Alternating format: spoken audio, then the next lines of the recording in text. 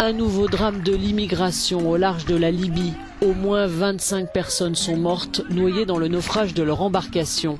Le canot transportait jusqu'à 150 migrants. C'est un avion qui les a repérés et a donné l'alerte. La Marine nationale, sur place, a secouru 85 personnes.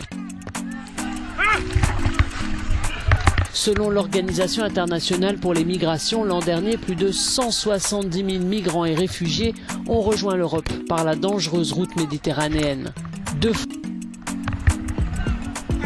Mais plus de 3000 personnes ont perdu la vie avant d'atteindre les côtes européennes.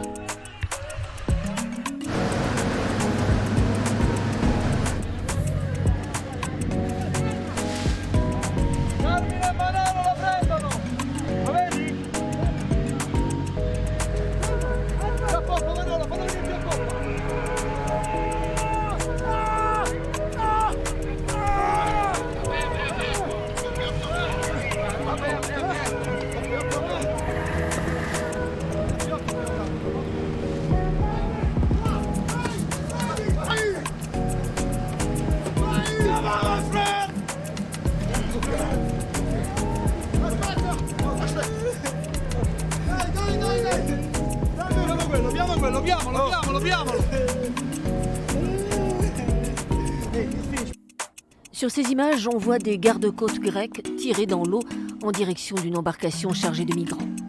Ici, la même embarcation est repoussée avec une perche. Enfin, le bateau des gardes-côtes passe au plus près du canoë, provoquant d'importants remous et la panique à bord. Des manœuvres d'intimidation pour inciter les migrants à repartir vers la Turquie. La vidéo a été fournie par les autorités turques dans le cadre du bras de fer qu'Ankara mène à destination de l'Europe.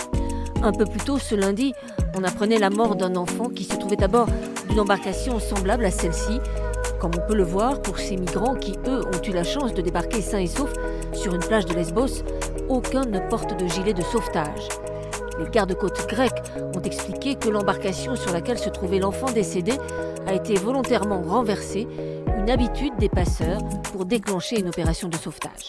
Tout le week-end, des milliers de migrants se sont rués vers la Grèce, espérant entrer en Europe, soit par la mer, soit par une voie terrestre, comme ici, au poste frontière de Castanès. On nous a dit que la frontière était ouverte, mais ce n'est qu'un mensonge. On y est allé, ils nous ont frappés, ils nous ont pris notre argent. Même si on est avec des enfants, les soldats grecs tirent en l'air. Ils nous prennent tout, notre argent, nos téléphones. Maintenant, on rebrousse chemin, on ne veut plus y aller.